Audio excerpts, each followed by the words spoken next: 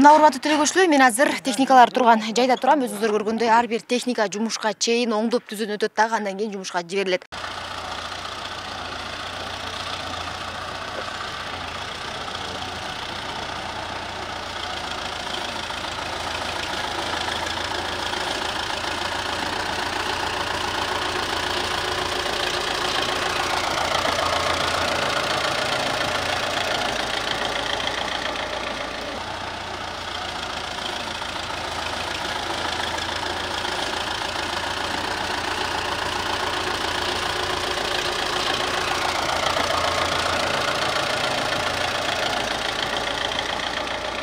Ежемалина бар, бір көп жылдан бері ошол менен бир азыраак үйдө карап жүргөм. Азыр ошондон бирке түрткү болду окшойт. Азыр уже былтыртан бери общий жалпы жонунан бул жерде балдар 24 гектар, точный айтканда ошо 24 гектар жер полный королонгон, ушул жамат менен алганбыз. Анын ичинен 2 гектар менде. Анан калгандарда мисалга ар биринде 1 гектардан бар, 50 сотуктан бар. Ошондой кылып бөлүнгөн бул жер. Карта болуп бөлүнгөн. Эми ошону былтыр кечирээк болуп калган. Май айында, майдын башы эгип калганбыз алдын. Экспериментке бир 1000 уштуктай эккенбиз. Эми быйыл азыр почти берде, мына жерде бир 2 гектардын 1 гектар 30 сотугуна ремонтантный сорт эгилди, малинадан. Калган тетиги немелер күзүндө эгишкендер бар. Күзүндө основной күзүндө эгип койду мен жазда көчөт мына 10 күндөй болуп калды эккенибизге. Эми чыгып атат булар. Эми даяр болуп атат. Качан түшүм берет? Эми Кудай кааласа бул берден ремонтный сорт мурда келген, местный бул жерден алынды. Привозной эмес. Кудай кааласа күзүндө хотя бы бир 50% немезине болот деп даярданып турук да, кайрып берет деп. Анан бул жерде основной мурдагы неме арышный полив болгон, былтыр көргөнбүз арышный поливден. Анан акыры арышный поливке неме кылбастан азыр уже даярданып атабыз. Мына бул жерде эртең менен тракторге заказ бергенбиз. Экскаватор келсе, мына бул жерден бассейн кастырабыз. Бассейндин месталарын даярдап.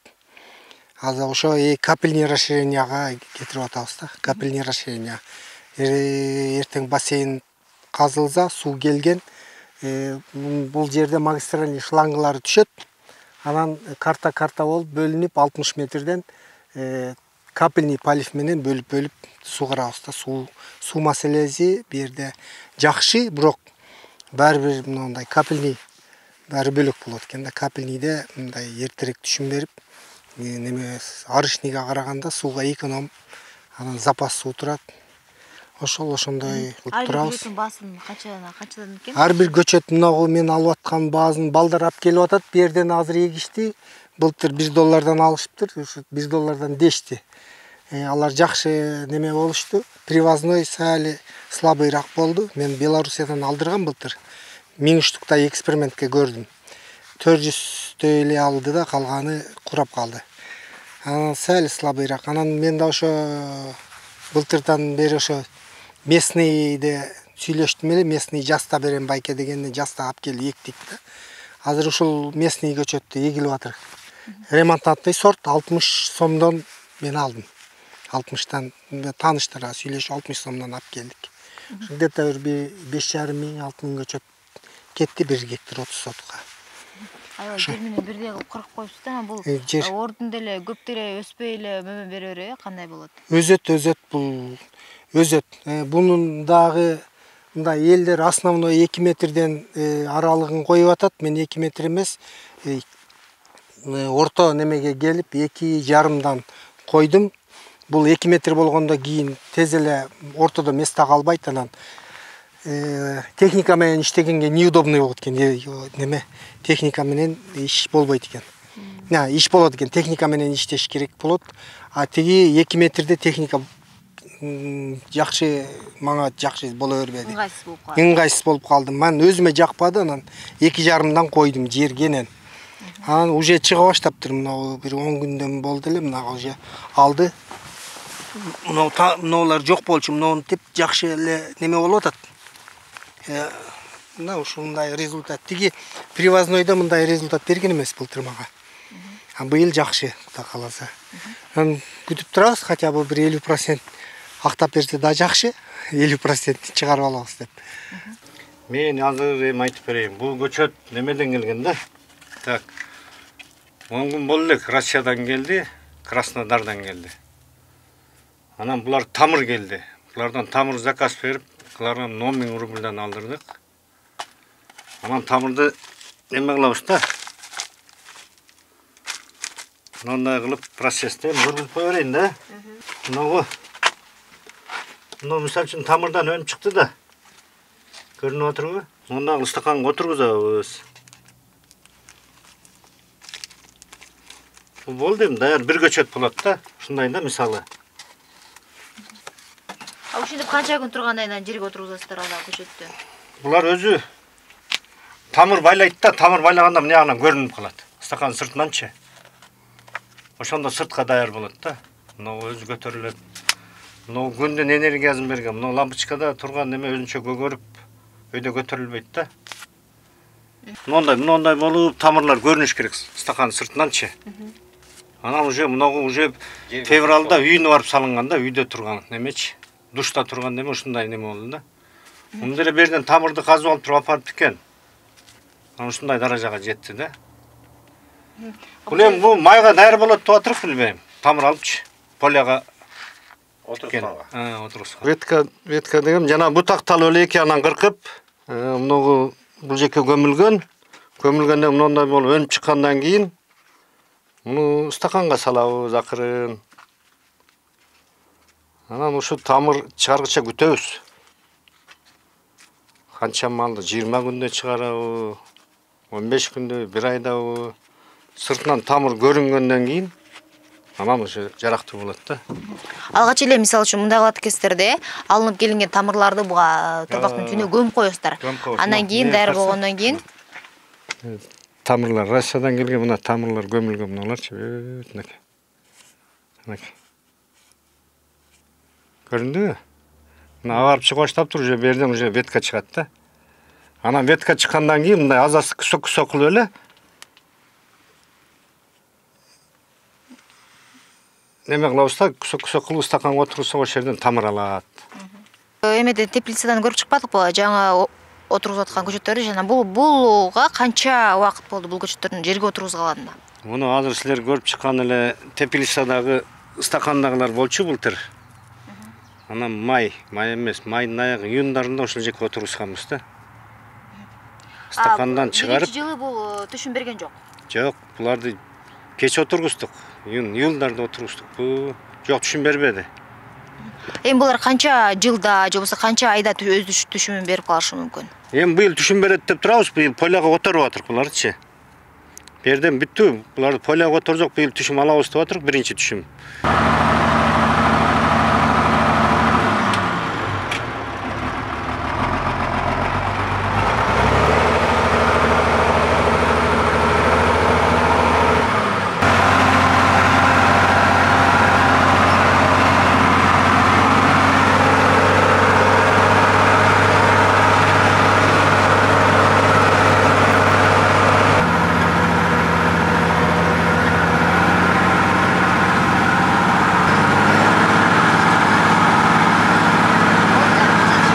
Өзүбүз дыйкан чарба кант кызылчасын, жүгөрү, соя, будай, арпа эгебиз. Будай менен күзгү будай эгилген, арпаны эгип бүттүк. Азыр ошо кант кызылчасын даярданып атабыз эккенге, андан кийин жүгөрү менен сояны эгебиз.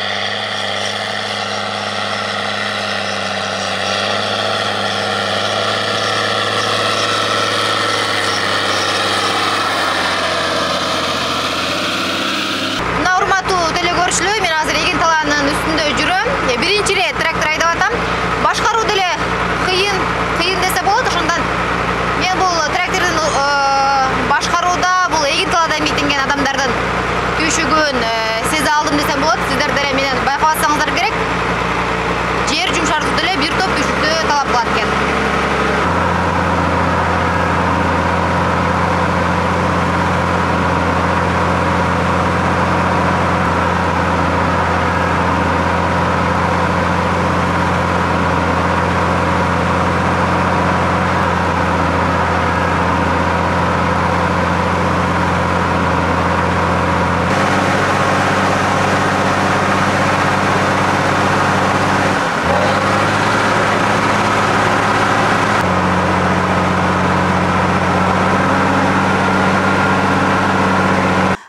Кант кызылчасын өстүрүш үчүн биз уже 2016 жылдан бери кант кызылчасын ушу биздин дыйкан чарба өстүрөт. Анын өзүнүн кант кызылчаны өстүрө турган шарттары бар. Анын негизинде бизде чарбада агрономубуз бар. Ошол агроном баштан аягына чейин ошо агрономия жагынан иштерин эметет. Самый главный ошо кант кызылчасында өз убагында сугат суу келгени, ошо суу өз убагында сугарылып калса жакшы түшүм алса болот. Биз үчүн кээде түшүм болуп калат, болбой калат. Бул кант кызылчасында кандай? Кээде түшүмдүн жок болуп да калышы мүмкүнбү? Андай дагы эмеси бар. 21-жылы билесиздер, жана суу менен аябай суу тартыш болгондон кийин суу кант кызылчасы өзү сууну жакшы көрөт. Аны болсо 7-8 жолго чейин сугарыш керек. Ошо суу маселеси эле көбүнчө кыйынчылык болуп калгандай, анын калган башка жагынан анча кыйынчылыктары деле жок. Бүгүнкү күндө бүт дарылоо химикаттар Кыргызстанда бар. Көп фирмалар алып келет, ошолор менен биз иштешебиз. Кайсыныкы жакшы болсо, ошо ар бир дыйкан ошого карата ошолор менен иш чараларды алып барат да. Бул эгин талаа иштерин качан баштадыңыздар? Айдап баштадыңыздар? Качан эгип баштайсыздар? Айдаганы биз күзүндө айдайбыз. Баягы неме деп коет, андан көрө жаман күзүндө айдап көрүш керек, чем жакшы жазында айдаган депчи. Баягы влага жакшы кар жаганда көбүнчө влага кармалып калса ошондо күзүндө эле айдалып калат. Жазында уже кээ бирде мартта, кээ бирде февралда уже күн жылып баштагандан кийин уже жерди влага удержание кылыш үчүн жерди майдалатып, дисковать этип, ошо жерди даярдап баштайбыз. Уже эртең себебиз дегенине карата уже бүгүн болсо мына дискалар чыгып, жерди даярдап атат, эртең сеялкалар чыгып, уже Кудай буйруса сейип баштайт кант кызылчасын. 12 гектар жерге канча тонна да, мисалы тонна кызылча уруу? Тонна кетпейт, эми уруктардын ар кандай эмелери бар. Инхрустированный үрөндөр бар, дрожжированный, мини дрожжированный, например, биз болсо инхрустированный себебиз акация деген үрөн. Ал болсо 1200 азыр жанагы точечный высевта сеялкаларчы 1200 единица зерно себилет. Дрожжированный болсо ал 1000 эле штук жетиштүү болот да. Ошого аны ар бир дыйкан кандай өзүнө себет, ошондой керек болот. Түшүмү болсо эми эң аз дегенде 40 тоннадан, эң көп дегенде кээ бир дыйкандар 120 тоннага чейин 1 гектардан алышат. Негизи бул кант кызылчасына жакшы эле кириш тапса болот, Жакшы кириши, анан биз өзүбүздү кант кызылчабызды 100% чейин азыр жакшы камсыздабайбыз да Кыргызстандычы. Например, былтыр билбейм, туура маалыматпы, 65% эле биз өзүбүздү Кыргызстандык мушекер менен камсыздадык дегендейчи. Калган бар болсо эми импортироваться этип алып келинип атат. Биз дыйкандар ошо кандай завод бар болгон үчүн өзүбүздү камсыздайбыз деп эле ошо кант кызылчасын өстүрүп, анан эмеден жана орусча айтканда от количества качество деген 40 тоннан алгандан көрө андан көрө 100 тонна алып туруп өзүбүздү кумшекер менен хотя бы камсыздайлы деп туруп ошондой аракеттерди жүргүзүп атабыз. Андан сырткары кандай эмелерди эгесиздер? Кандай? Андан сырткары кант кызылчасы. Андан кийин тышкары кант кызылчасын бүткөндөн кийин буйруса жүгөрү башталат.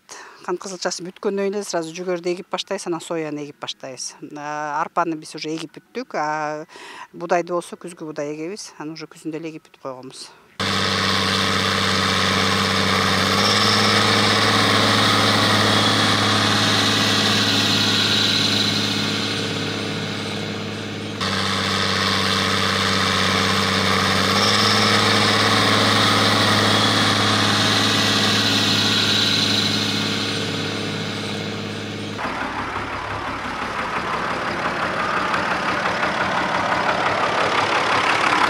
Урматтуу телекөрүүчүлөр, өзүңүздөр көргөндөй, мен азыр бул айдоо аянттын баш жагына бир ирет трактор айдап барып келдим. Өзүңүздөр көргөндөй, бул деле өзүнчө бир чеберчиликти талап кылат экен.